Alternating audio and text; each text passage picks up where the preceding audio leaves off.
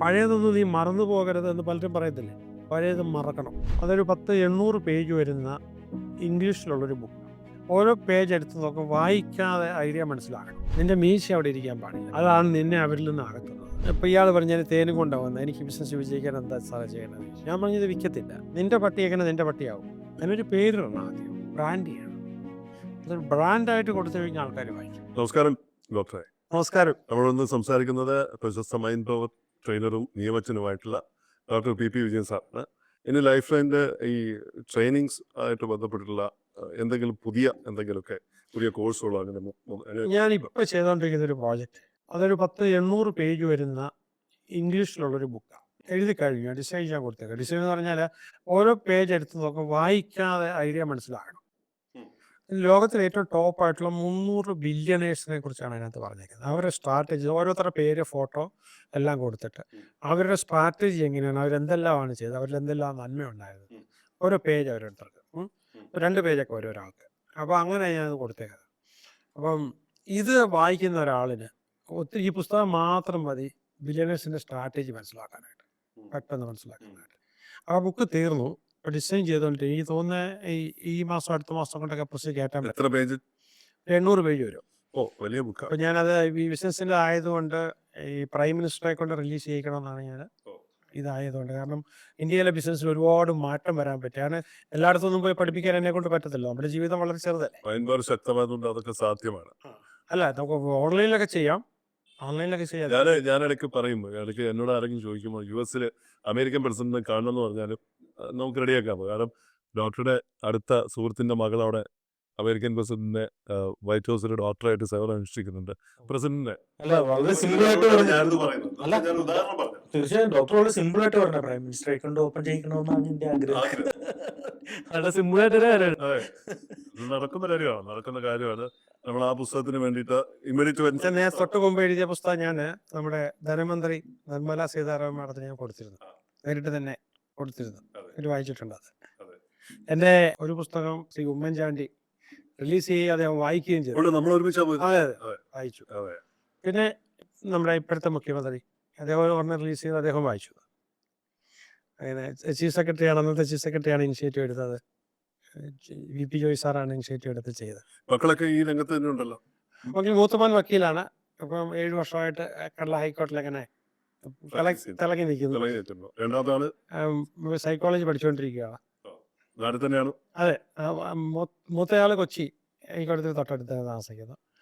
പിന്നെ ഇളയാള് തിരുവനന്തപുരത്താണ്. വൈഫ് പിന്നെ ഫുൾ ടൈം ഈ ട്രെയിനിങ്. ജിജിയുടെ പ്രവർത്തനങ്ങളൊക്കെ സ്പിരിച്വൽ മിക്കവാറൊക്കെ ഹിമാലയത്തിൽ ഒരുപാട് പരിപാടികൾ, ക്യാമ്പുകൾ.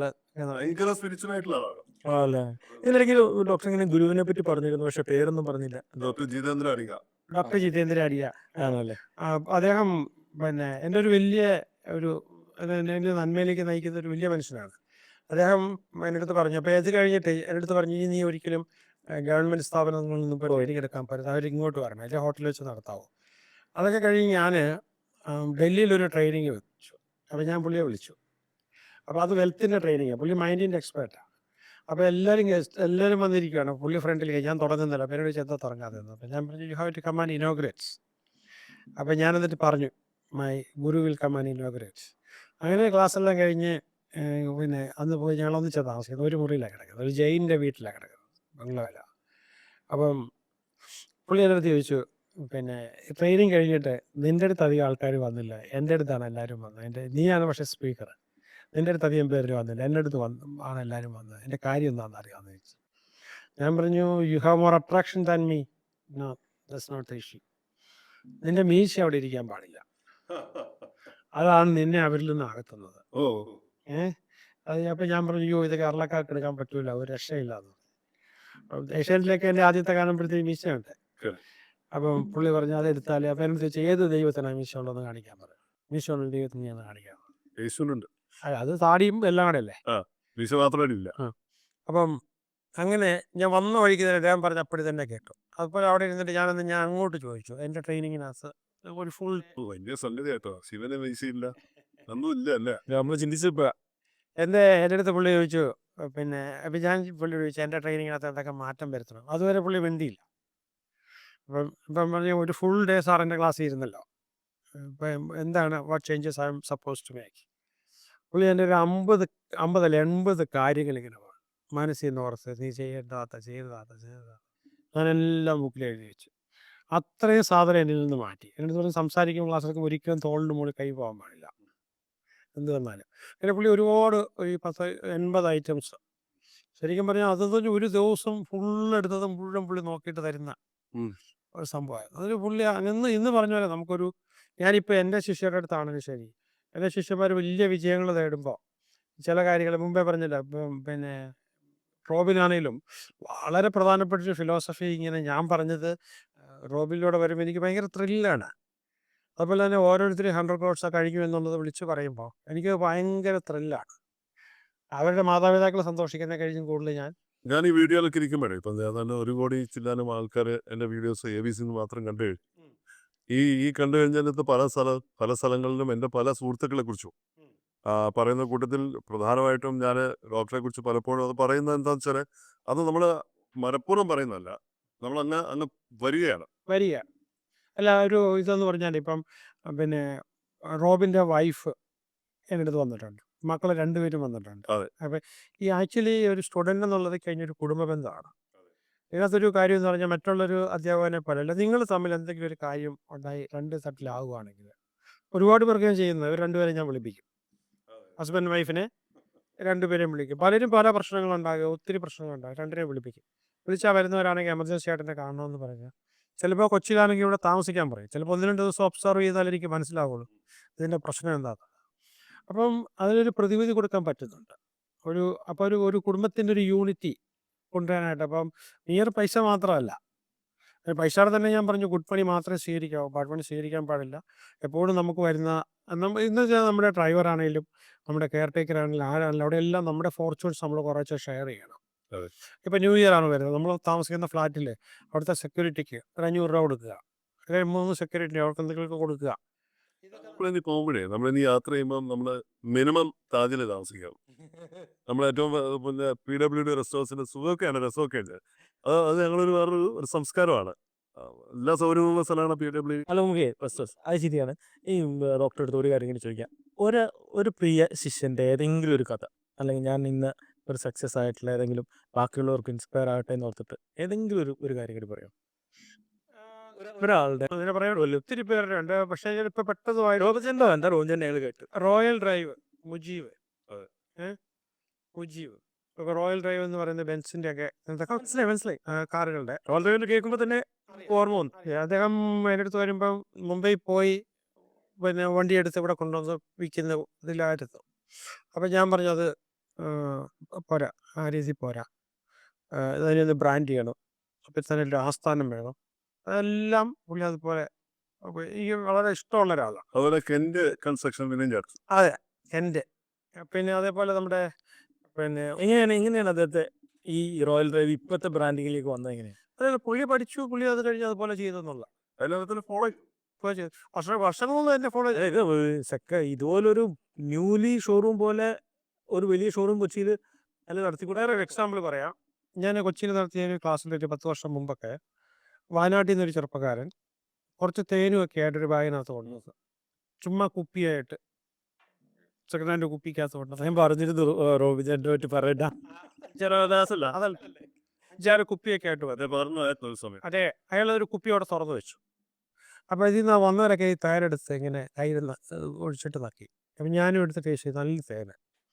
അപ്പം ഇപ്പം ഇയാൾ പറഞ്ഞു ഞാൻ തേനും കൊണ്ടാണ് വന്നത്, എനിക്ക് ബിസിനസ് വിജയിക്കാൻ എന്താ സാറേ ചെയ്യണമെന്ന് ചോദിച്ചു. ഞാൻ പറഞ്ഞത് വിൽക്കത്തില്ല, പോക്കാന്ന് പറഞ്ഞു. സാറേ അതെന്താ അങ്ങനെ പറഞ്ഞത് ചോദിച്ചു. ഞാൻ ചോദിച്ച് നിൻ്റെ പട്ടി എങ്ങനെ നിൻ്റെ പട്ടിയാവും? എൻ്റെ വീട്ടിലൊരു പട്ടിയുണ്ട്, അതിൻ്റെ പട്ടി എങ്ങനെ ആവും? അതിനൊരു പേരിടണം ആദ്യം, ബ്രാൻഡ് ചെയ്യണം. അതൊരു ബ്രാൻഡായിട്ട് കൊടുത്തു കഴിഞ്ഞാൽ ആൾക്കാർ വായിക്കും. അപ്പോൾ അങ്ങനെ അയാൾ അത് നല്ല രീതിയിൽ ബ്രാൻഡ് ചെയ്തു.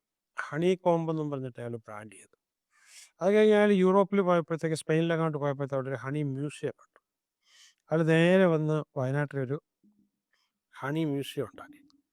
ഭയങ്കര ആളാണ്, ഇപ്പോഴും ഭയങ്കര ആളാണ്. റോബിൻ്റെ ശിഷ്യനാണ് അയാൾ. എൻ്റെ ശിഷ്യൻ പറഞ്ഞാൽ റോബിൻ്റെ ശിഷ്യനാണ്.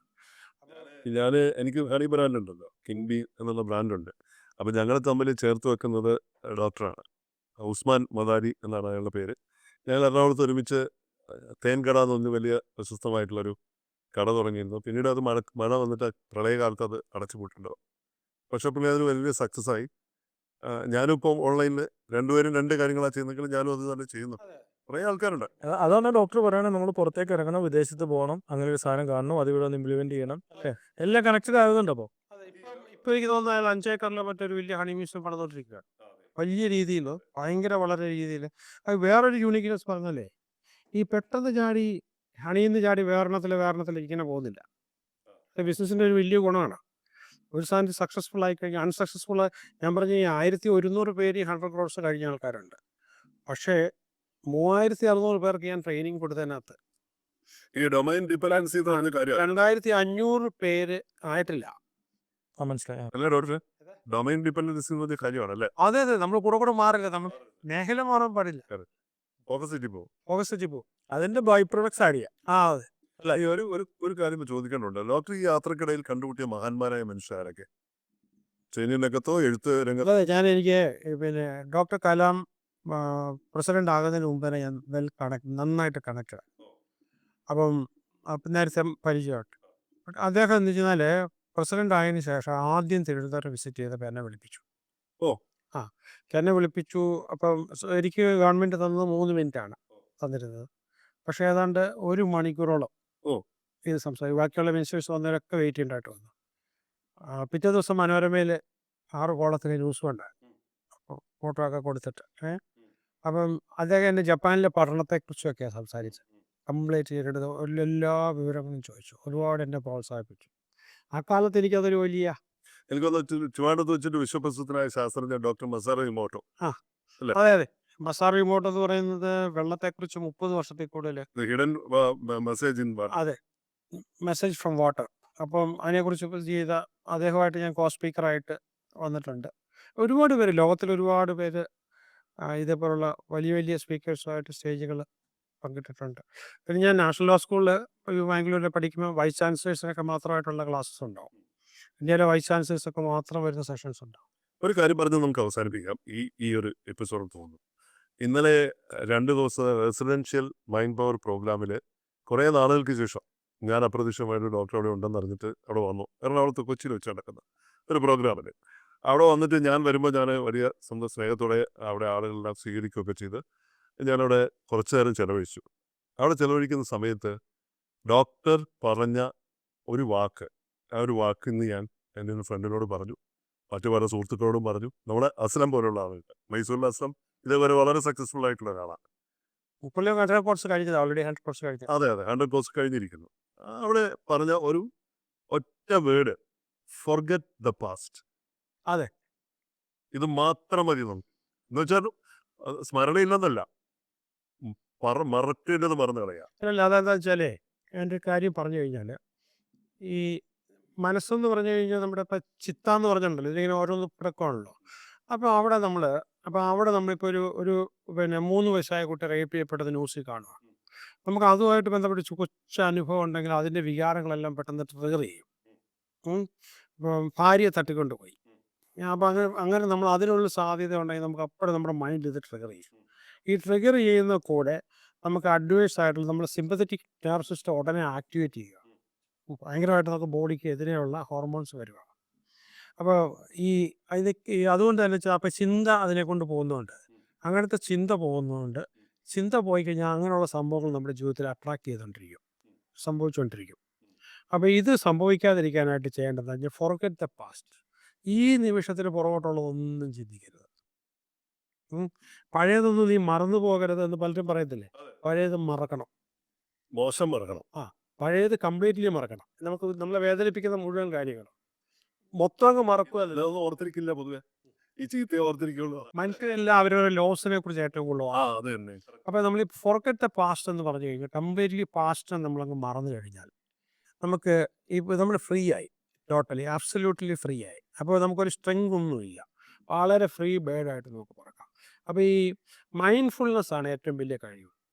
അപ്പോൾ നമ്മൾ ഇടയ്ക്കിടയ്ക്ക് പുറകോട്ട് പോകുന്ന, അപ്പോൾ നമ്മൾ മൈൻഡ്സെ പിടിച്ചു കൊണ്ടിട്ടുണ്ട്. മൈൻഡ്ഫുൾനെസ് ഈ നിമിഷത്തിലേക്ക് വീണ്ടും പോകുമ്പോഴത്തേക്ക്, ഫ്യൂച്ചറിലേക്ക് പോകുമ്പോഴും പിടിച്ച് ഇവിടെ ഇരുന്നു.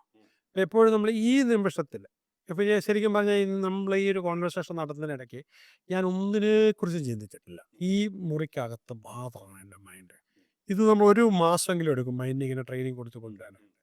അപ്പം നമുക്ക് വേറെ പ്രശ്നങ്ങളൊന്നും, വേറെ ആരൊക്കെ എന്തൊക്കെ ദ്രോഹം ചെയ്തിട്ടില്ല അതൊന്നും നമ്മൾ ഓർക്കത്തില്ല. അതാണ് നമ്മളെപ്പോഴും പിടിച്ച് പുറകോട്ട് പിടിച്ചു പോയിരിക്കുന്നത്. Forget the past. ഇത് ഞാൻ കൊണ്ടുവന്നതല്ല ഇത്. കാർട്ടൂണിലാണ് ആദ്യമായിട്ട് ഇതിനെക്കുറിച്ച് പറയുന്നത്. ഓക്കെ. അപ്പം മൈൻഡ്ഫുൾനെസ് ആണ് നമുക്ക്. അപ്പം നമുക്ക് ഈ നിമിഷമാണ് ഫ്യൂച്ചർ നമുക്ക് ഉണ്ടാക്കാൻ വേണ്ടത്. ഈ നിമിഷം വി ക്യാൻ ക്രിയേറ്റ് എനിത്തിങ്. ഉം. അപ്പം അത് വരണമെങ്കിൽ we have to forget the past. അതാണ് അതിനകത്ത് പോയിന്റ്. ചില വലിയ ആൾക്കാരെ ഞാൻ കണ്ടിട്ടുണ്ട്, ബിസിനസ്സുകാരും. ഇപ്പം എനിക്ക് ജോർജ് ജേക്കബ് എന്ന് പറഞ്ഞിട്ടുള്ള ഒരു 10,000 കോടി വിറ്റുവരവുള്ള സിസ്കോൺ ഗ്രൂപ്പിന്റെ ചെയർമാൻ. അദ്ദേഹം ദുബായിൽ, റഷ്യയിലാണ് അദ്ദേഹം. ദുബായിൽ അദ്ദേഹത്തെ വല്ലപ്പോഴും കാണാൻ പോകാറുണ്ട്. അവിടെ ഇരിക്കുമ്പോൾ കോളുകൾ ഒരുപാട് വരും. പക്ഷെ അദ്ദേഹം ഫോൺ ഇങ്ങനെ കമഴ്ത്തി വെക്കും. ഞാൻ പറഞ്ഞു, അല്ല സാർ, ഫോൺ വരുന്നുണ്ട്.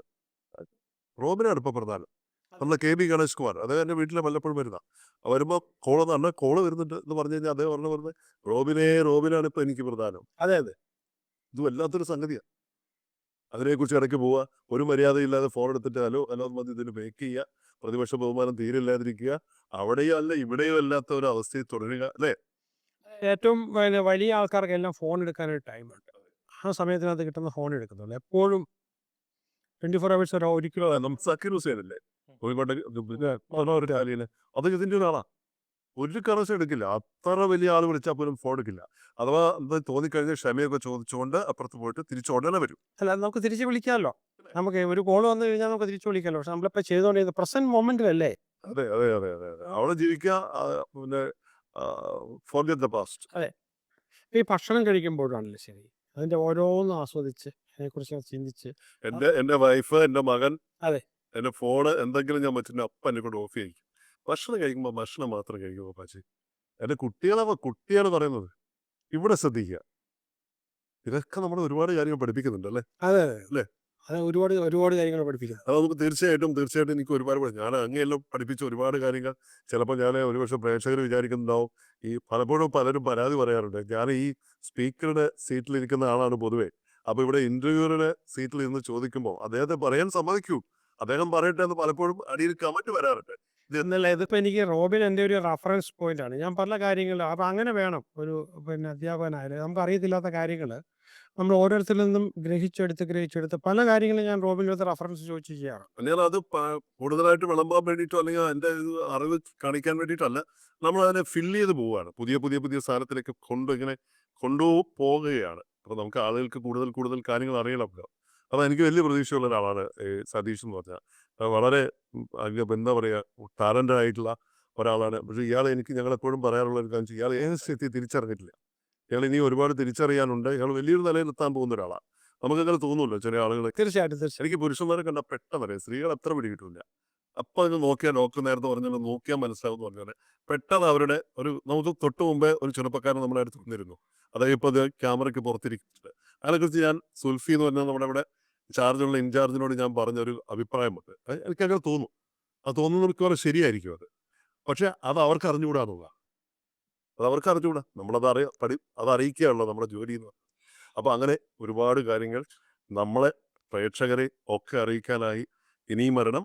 ഒരുപാട് കാര്യങ്ങൾ കേരളത്തിൽ ഇനിയും പഠിപ്പിക്കാനുണ്ട്, ലോകത്തിന് ഇനിയും പഠിപ്പിക്കാനുണ്ട്. അങ്ങയുടെ ടീച്ചിങ് മേഖലയിലേക്ക് അങ്ങ് കൂടുതൽ ഊർജ്ജസ്വലമായിട്ട് വരണമെന്നാണ് എൻ്റെ ഒരു ശിഷ്യൻ്റെ അഭ്യർത്ഥന.